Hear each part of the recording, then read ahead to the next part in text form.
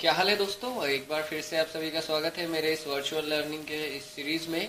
और मैं ऋषि आप सभी को अब क्लास 5 के अंदर जो टॉपिक छूट गए हैं या जो क्वेश्चंस अभी हमारे रह रहे हैं उसको आगे लेकर चलने वाला हूं। तो चलिए शुरू करते हैं सीधे। हम इससे पहले वाले वीडियो में अपनी क्लास 5 के ट्रांजैक्शंस के 2 पेज कवर कर चुके हैं। पहला ये वाला पेज और दूसरा ये वाला। और अब इसके बाद हमारे पास 2 और पेज है इन ट्रांजैक्शंस के। इन्हें हम सॉल्व कर लेते हैं जल्दी से।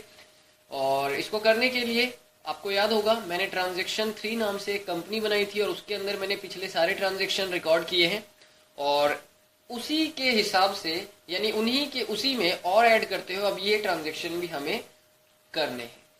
तो टैली ओपन कर लेंगे और अब जो ट्रांजैक्शन है वो देखते हैं ट्रांजैक्शन क्या है। तो जो हमारा ट्रांजैक्शन है वो है make payment to Manoj by cheque 5000 rupees.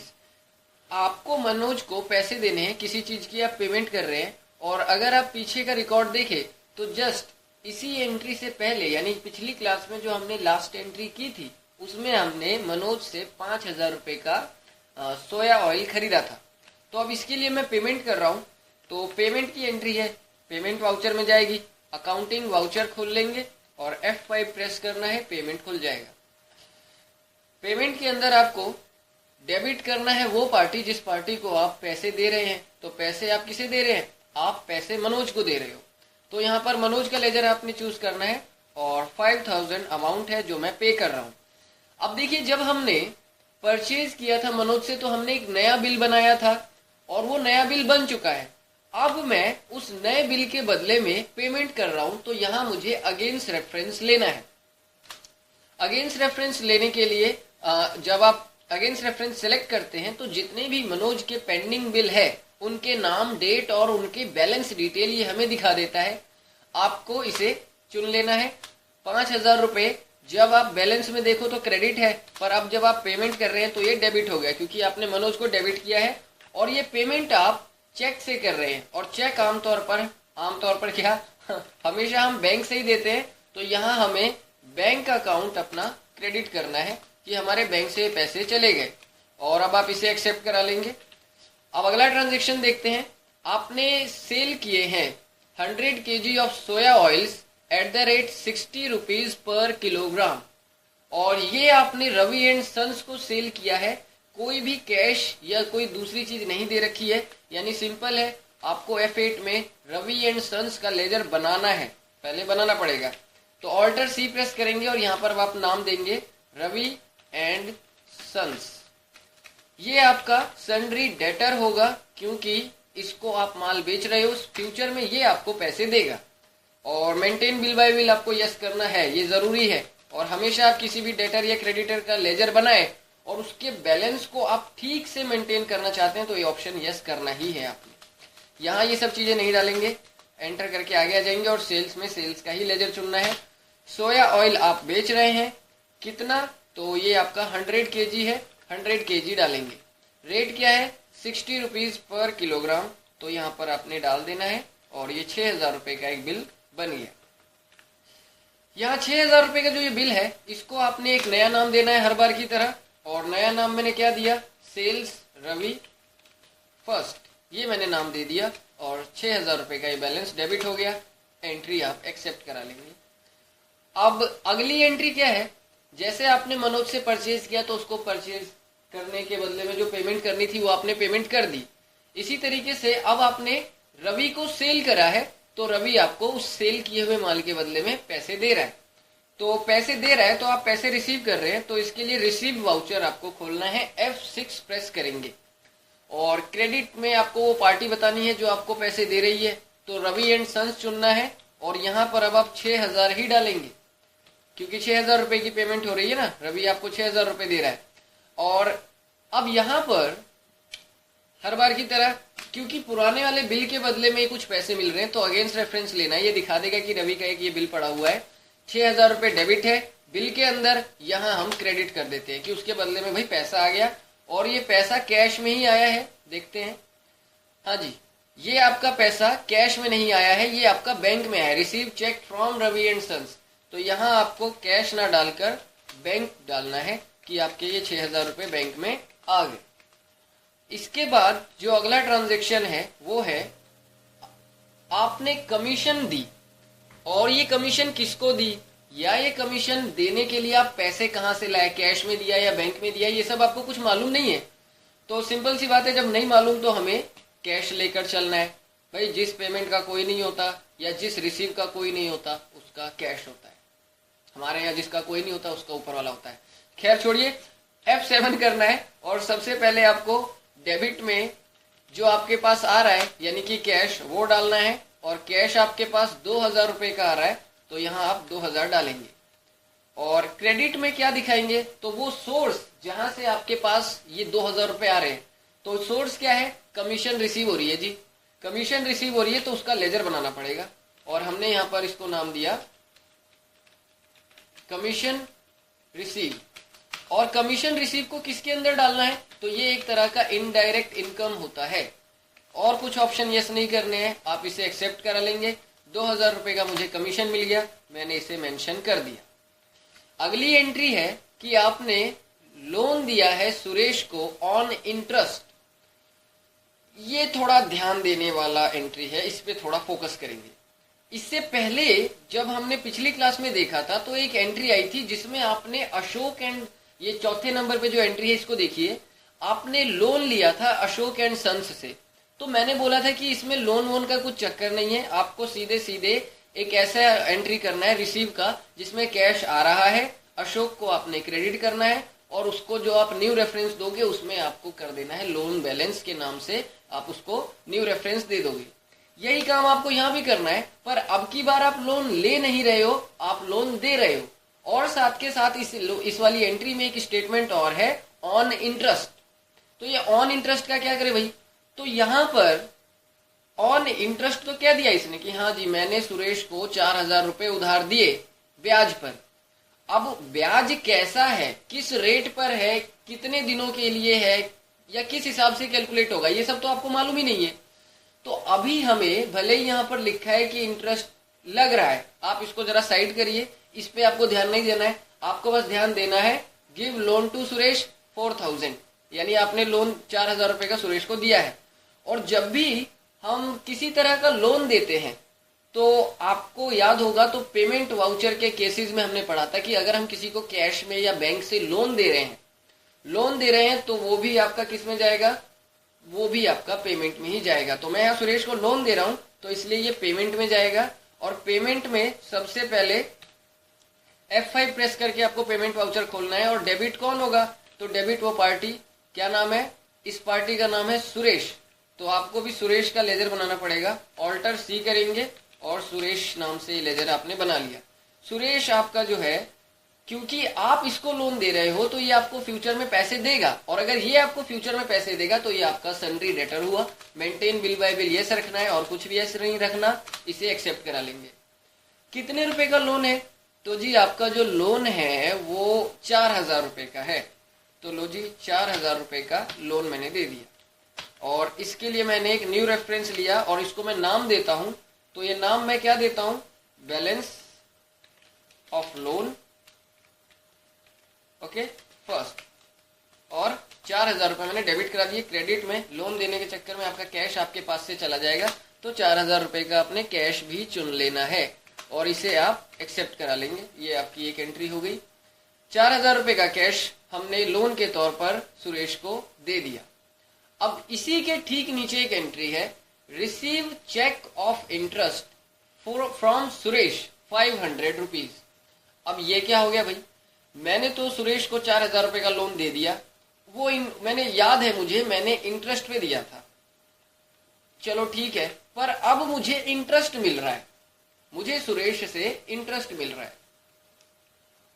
तो ये एंट्री कैसे होगी और इसमें रेफरेंस का क्या चक्कर चलेगा, ये आपको ध्यान देना है। हम अगेंस्ट रेफरेंस कब यूज करते हैं, जब पुराने वाले किसी बैलेंस का हम क्लियर कर रहे हो कि हाँ जी 4,000 में से 1,000 आ गए तो हमने अगेंस्ट रेफरेंस करके 1,000 काट दिए, 4,000 में से 4 आ गए तो 4 ही काट दिए।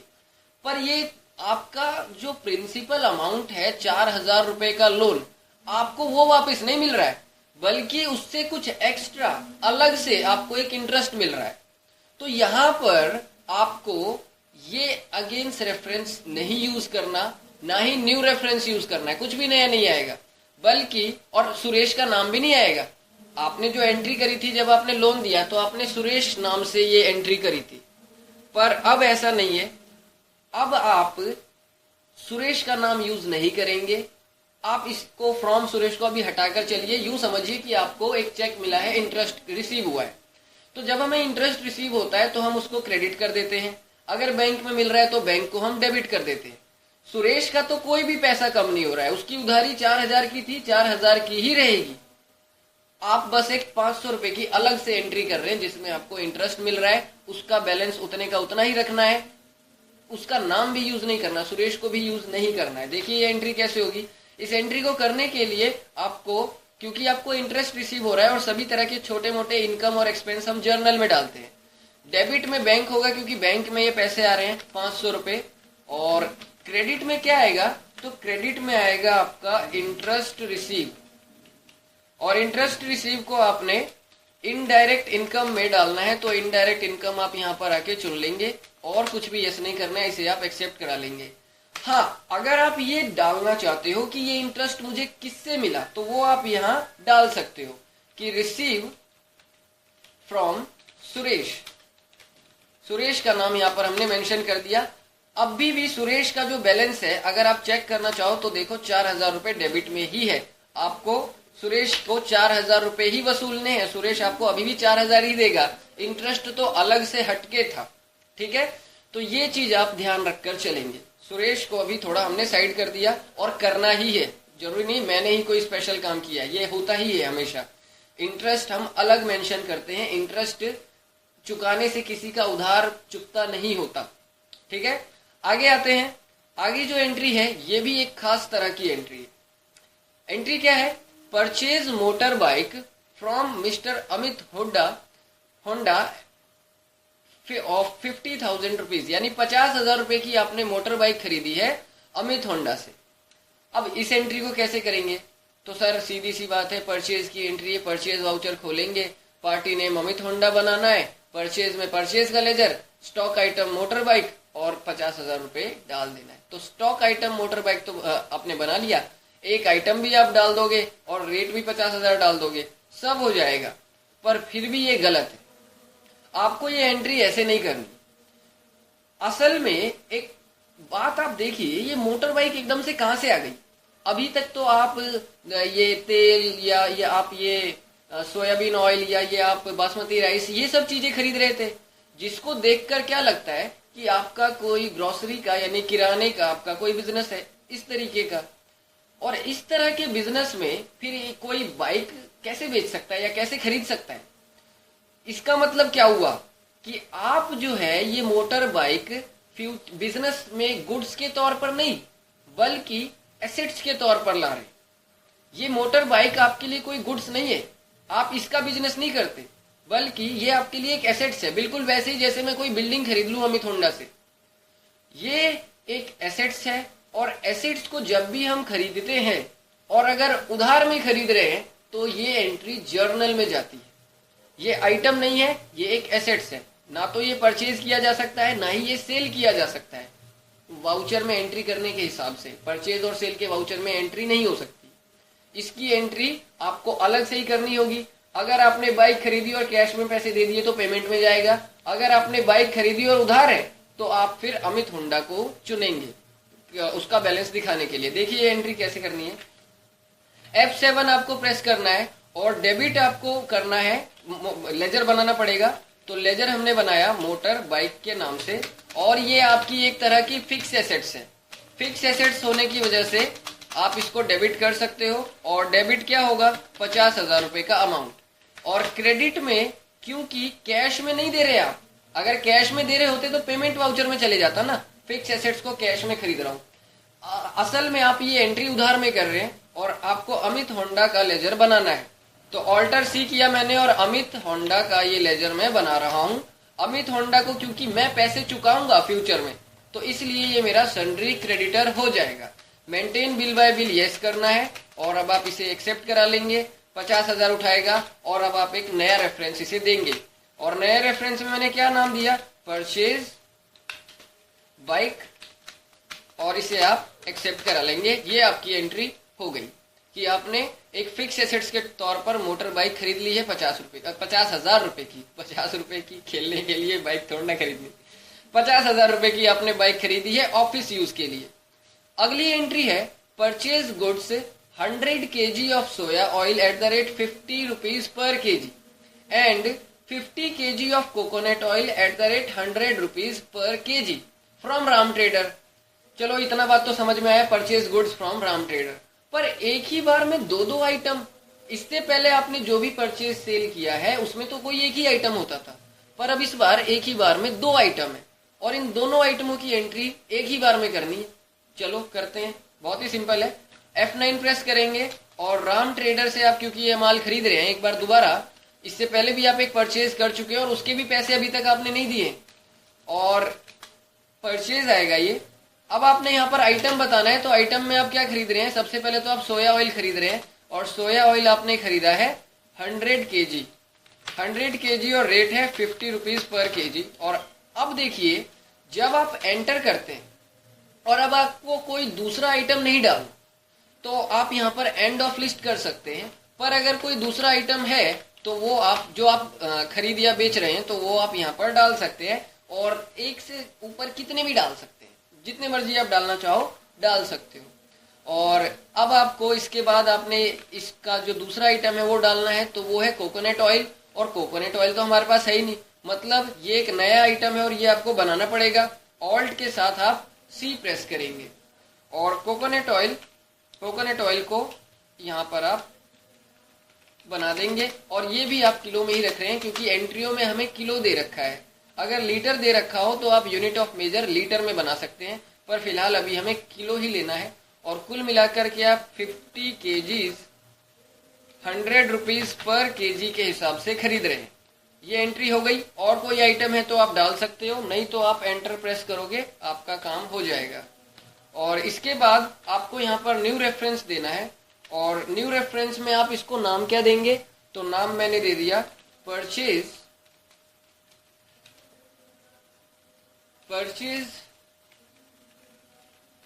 स्पेस राम और सेकंड नाम मैंने इसको दे दिया, यानी कि क्योंकि इससे पहले मैं एक बार परचेज कर चुका हूं ना, तो इस वजह से अब मैं सेकंड दे रहा हूं। इससे पहले 1 नाम से मैं एक पहले ही दे चुका हूं और अब आप इसे एक्सेप्ट करा लेंगे। अगली एंट्री है purchase goods 50 kg of coconut oil eight the rate 100 rupees per kilogram from Ram trader.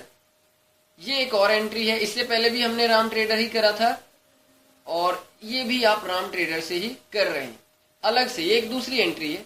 तो इसको भी आपने यहाँ पर करना है, परचेज में ही राम ट्रेडर ही चुनना है आपने और राम ट्रेडर का चुनने के बाद परचेज लेंगे और फिर दोबारा आपने कोकोनट ऑयल ही लेना है। और 100 किलो खरीदे थे पिछली बार, इस बार 25 किलो खरीद रहे हैं, रेट वही है। सॉरी, पिछली बार 50 किलो खरीदे थे, इस बार 25 किलो खरीद रहे हैं, तो आपको 25 किलो लेना है। रेट 100 किलो के हिसाब से ये 100 रुपए पर किलो। और न्यू में आकर अब मैंने इसको परचेज राम, इसको 3 नाम दे दिया मैंने, तीसरा कर देते हैं और इसे आप एक्सेप्ट करा लेंगे। अब आगे जो है वो ये ट्रांजैक्शन है, purchase goods 100 kg of basmati rice at the rate 50 rupees per kilogram from Manoj trader. ये आपने मनोज ट्रेडर से आपने माल खरीदा है, तो ये भी परचेज की ही एंट्री है और यहाँ अब आप मनोज को डालेंगे। मनोज से भी ये आप दूसरी बार खरीद रहे हैं, इससे पहले भी आप एक बार खरीद चुके हैं और ये आप 100 किलो बासमती राइस खरीद रहे हैं। 100 किलो चुनना है, 50 रुपए का रेट है और एंटर करते हुए आएंगे, इसे आप न्यू रेफरेंस देंगे और मैंने कहा परचेज मनोज सेकंड, नाम दे दिया और इसे आप एक्सेप्ट करा लेंगे। अगली एंट्री है discount receive from Manoj trader. हाँ, ये एंट्री आ गई, एक नई तरह की एंट्री और इसमें आपको ध्यान देना है। आपको ये तो याद है कि मनोज से आप 2 बार माल खरीद चुके हैं और उन दोनों के ही पैसे अभी आप चुकाएंगे, आपने अभी तक चुकाए नहीं है, चुकाने हैं आपको, पैसे अभी रह रहे हैं। चलिए ठीक है, वो बात तो समझ में आ गई।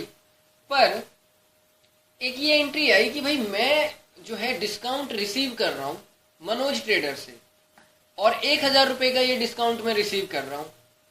तो यहां पर इससे पहले भी आपने डिस्काउंट रिसीव की एंट्री देखी है, जब आप ट्रांजैक्शन 2 में एंट्रियां देख रहे थे। उसमें क्या था कि मान लीजिए आपने मिस्टर कमल से 10,000 रुपए का माल खरीदा था और वो आपने चुकाने हैं। तो उस एंट्री में आपको एक एंट्री मिली थी इस तरह की कि make payment to Kamal for full settlement of his account 9,000, यानी कि 9,000 रुपए आपने दिए और कमल का पूरा अकाउंट सेटलमेंट कर दिया। तो मैंने आपको बताया था कि अगर उसके 10,000 रुपए बच रहे हैं और आपने 9,000 रुपए दिए, तो 9,000 रुपए दिए हैं और 10,000 रुपए का अकाउंट सेटल कर रहे हैं, यानी सीधी सी बात है 1,000 रुपए का डिस्काउंट मिल रहा है। तो हमने उस समय क्या किया था, हमने ये दिखा दिया कि भाई जो कमल है वो 10,000 रुपए से डेबिट हो गया, मेरा 9,000 का कैश मेरे बिजनेस में से गया तो वो क्रेडिट हो गया, और मुझे जो है 1,000 रुपए का डिस्काउंट में मिला है, डिस्काउंट रिसीव मेरे लिए एक इनकम है, तो मैं उसको भी क्रेडिट कर देता हूं। तो इस तरीके से क्या होता है, मेरा डेबिट साइड जो कि 10,000 कमल डेबिट हो गया, उसके पैसे उसको मिल गए, क्रेडिट साइड में 9,000 जमा 1,000 कुल मिलाकर 10,000 इधर भी क्रेडिट हो गया, तो बैलेंस बराबर हो गए, तो मेरी एंट्री हो जाती है। पर उस एंट्री में क्या है कि आप पेमेंट करते समय डिस्काउंट ले रहे हैं। यहां इस एंट्री में क्या है, आपने पेमेंट भी नहीं करी और आपको डिस्काउंट में मिल रहा है, यानी पेमेंट से पहले ही डिस्काउंट मिल रहा है। तो ये एंट्री कैसे होगी, वो एंट्री तो पेमेंट वाले में ही हो गई थी, पर ये एंट्री कहां जाएगी, क्योंकि इसमें पेमेंट नहीं हो रही, बल्कि इसमें सिर्फ डिस्काउंट रिसीव हो रहा है, ये डिक्लेयर करना है। तो सीधी सी बात है, आप इससे पहले मैं आपको बता चुका हूं कि किसी भी तरीके की छोटे से इनकम या छोटे से एक्सपेंस को हम जर्नल में डालते हैं, और हमें यहाँ पर जो मनोज का बैलेंस चल रहा है, पहले भी कुछ खरीदा था, अब भी कुछ खरीदा था, उसमें से 1,000 रुपए मुझे कम कराने। मैं पीछे वाली जो परचेज है 5,000 रुपए की, उसमें से 1,000 रुपए कम करवाने वाला हूँ, यानी मुझे इस परचेज के लिए 4,000 रुपए ही चुकाने पड़ेंगे। यहाँ मैं ये दिखाना चाहता हूँ कि मुझे मनोज से, ये जर्नल मैंने F7 करके जर्नल खोल लिया और मुझे मनोज से 1,000 रुपए का डिस्काउंट मिला है। तो डेबिट में आप क्या करेंगे, डेबिट में आपको कैश करना है, क्योंकि डिस्काउंट रिसीव हो रहा है तो एक तरीके से बता नहीं रखा है, तो हम यही मानकर चल रहे हैं कि कैश में आपको ये 1,000 रुपए मिल रहे हैं।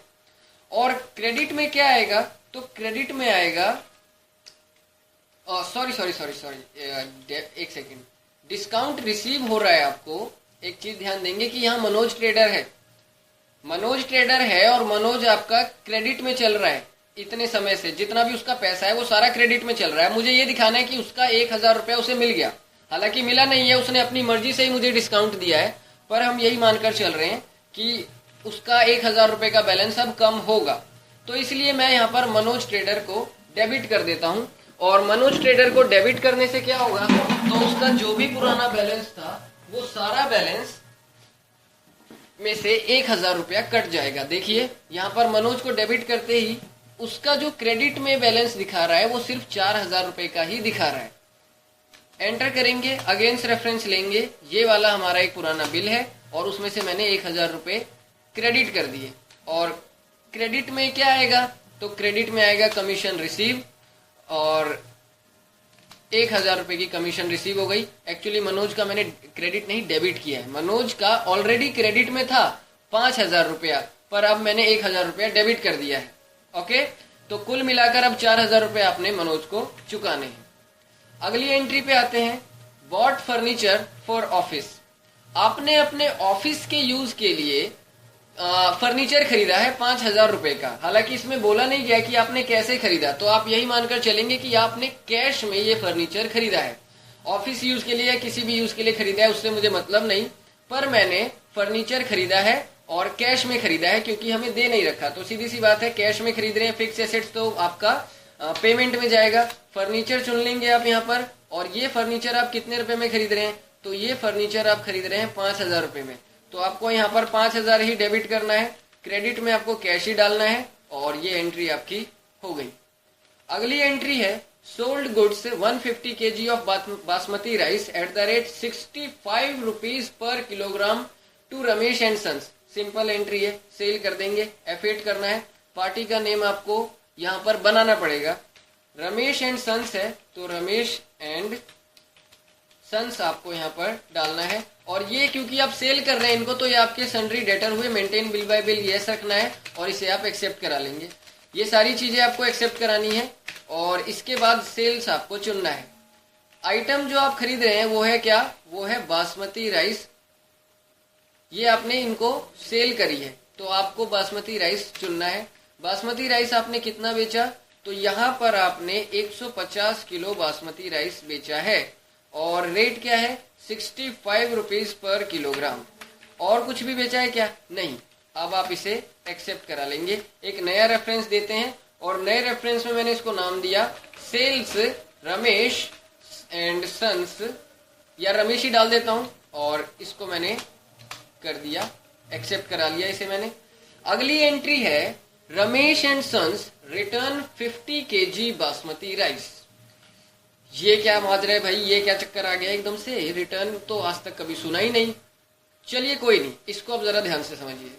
आपने इससे पहले सेल करा है रमेश एंड सन्स को 150 किलो बासमती राइस, और ये जो 150 किलो बासमती राइस आपने सेल करे हैं उसमें से 50 किलो बासमती राइस किसी भी रीजन से, वो मुझे नहीं पता, ना ही इसमें दिया गया है, पर 50 किलो किसी भी रीजन से रमेश ने आपको वापस कर दिया।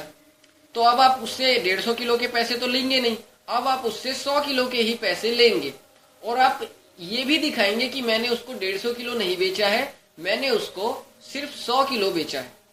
तो ये तो बात समझ में आ गई कि ठीक है जी, यहाँ पर माल वापिस हो रहा है, वो हमें उसकी एंट्री करनी है। और आप लोगों ने, ऐसा नहीं है ये एंट्री आप पहली बार देख रहे हैं, बस यहाँ पर स्टॉक आइटम का ये लफड़ा है।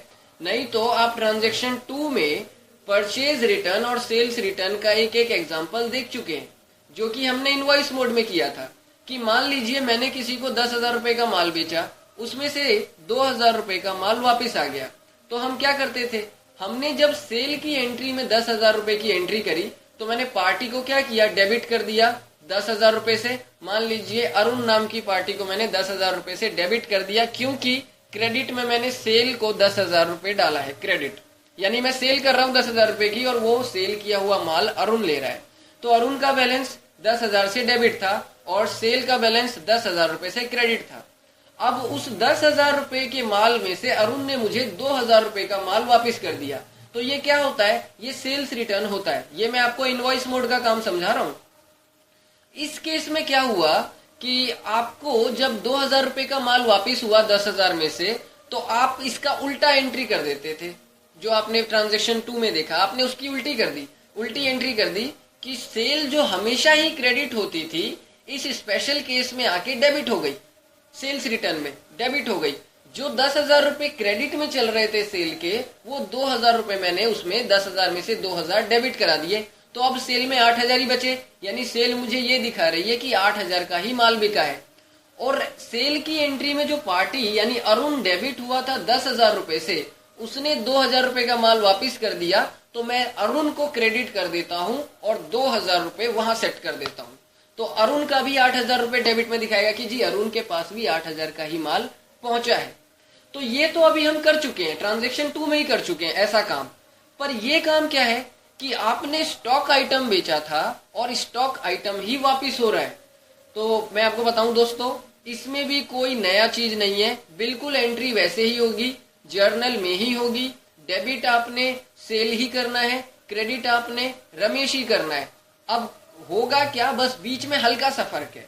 वो हल्का सा फर्क क्या है, ये देखिए, जब आप F7 करते हैं और डेबिट में सेल्स डालना है, हालांकि सेल्स हमेशा क्रेडिट होती है पर इस स्पेशल केस में ये डेबिट होगी। जैसे ही आप सेल चुनोगे तो ये आपसे पूछता है नेम ऑफ आइटम।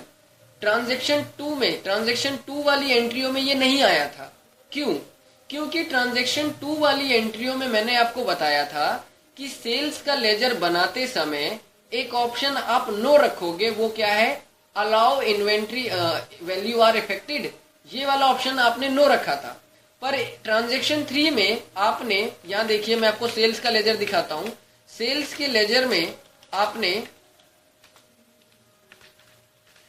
लेजर में आपने ये allow inventory value are affected ये कर रखा है, अलाउ कर रखा है, यस कर रखा है।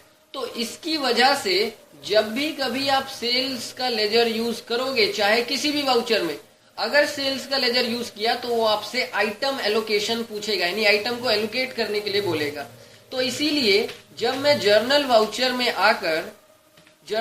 में आके डेबिट करता हूं सेल्स को, तो सेल्स को डेबिट करने पर सीधे ये मुझसे आइटम पूछ रहा है। और अब आइटम आप बता देंगे, तो आइटम क्या है? आइटम बासमती राइस है। क्वांटिटी क्या है?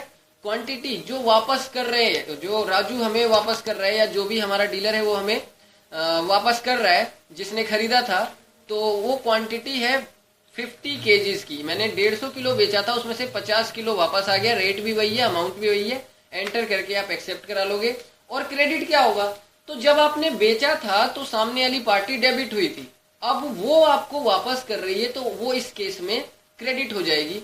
तो यानी कि आप रमेश एंड सन्स को ये क्रेडिट कर देंगे। रमेश का आपने लेजर चुनना है। जैसे ही आप रमेश एंड सन्स चुनेंगे तो ये फिर मेथड ऑफ एडजस्टमेंट पूछेगा। तो मेथड ऑफ एडजस्टमेंट में आपको यही करना है, चुनना है ये सेल्स वाला जो एंट्री है, इसमें से 2500 रुपए घटा दो और एक्सेप्ट करा लो।